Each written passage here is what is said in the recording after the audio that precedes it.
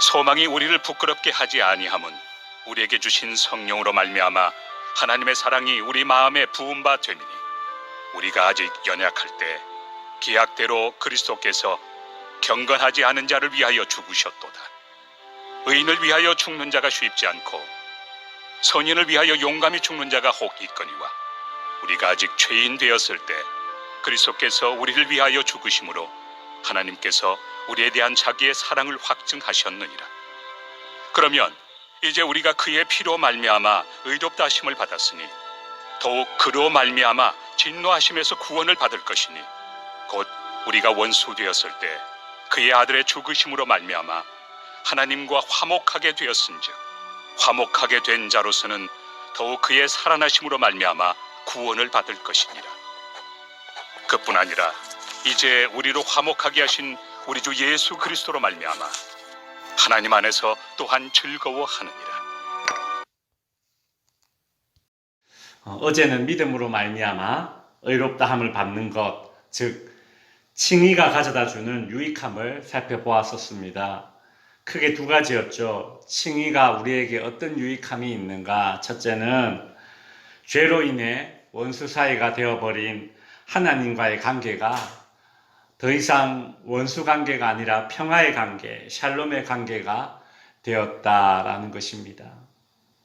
칭의가 가져다주는 유익함 두 번째는 하나님의 영광에 참여할 소망이 생겼다라는 것이죠. 쉽게 말해서 천국에 대한 소망, 구원에 대한 소망이 생겼다라는 것입니다. 이 소망 때문에 그리스도인들은 오늘의 힘듦을 이겨내고 오히려 기뻐할 수 있다. 바울이 그리 말했습니다. 바울은 오늘 본문 5절에서 이 소망이 우리를 부끄럽게 하지 않는다라고 말합니다. 부끄럽게 하지 않는다. 우리를 부끄럽게 하지 않는다. 이게 무슨 뜻이냐면 우리를 실망시키지 않는다라는 뜻입니다. 보통은 우리가 무엇인가를 소망한다고 해서 다 이루어지는 것이 아니죠.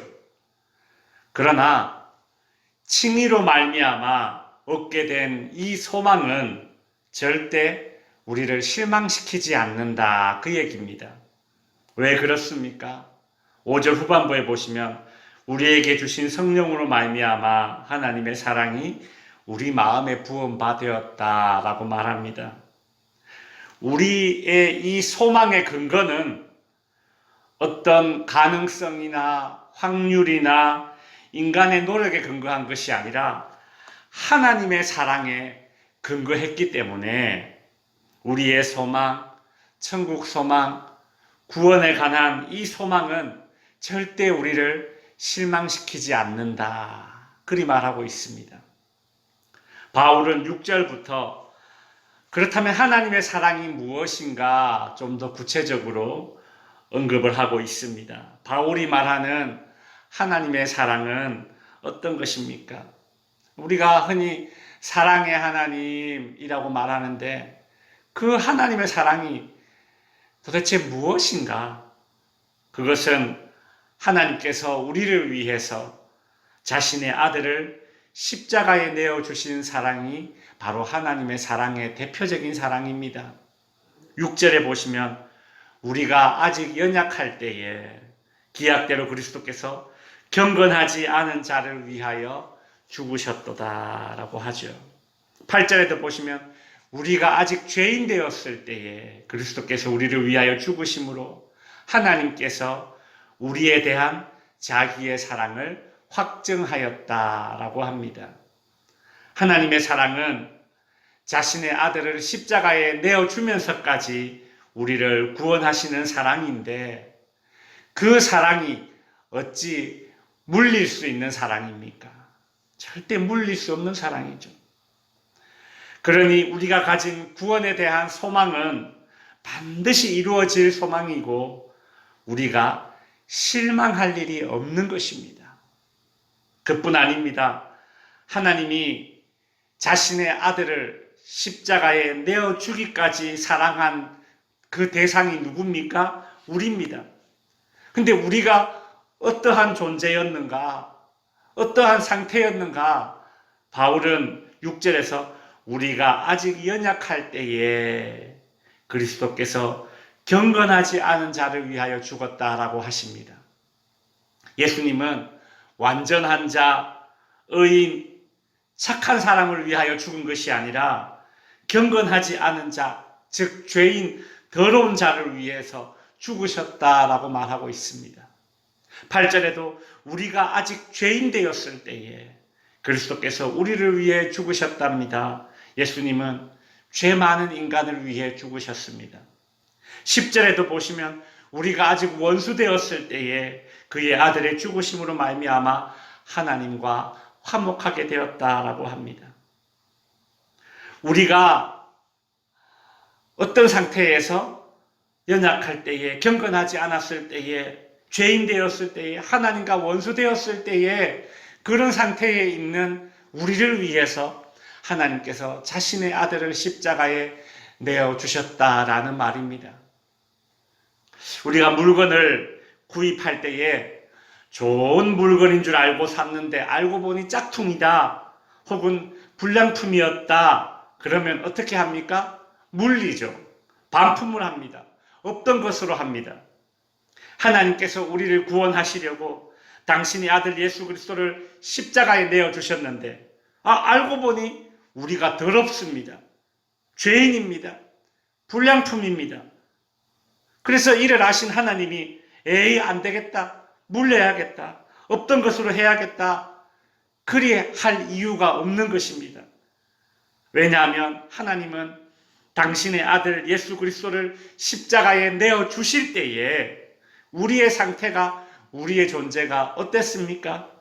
경건하지 않았고 죄 많은 인간이었고 심지어 하나님 당신과 원수지간이었을 때에 하나님께서 당신의 아들 예수 그리스도를 우리에게 우리를 구원하기 위해서 십자가에 내어주신 것이니 그 구원이 물릴 일이 없는 것이죠.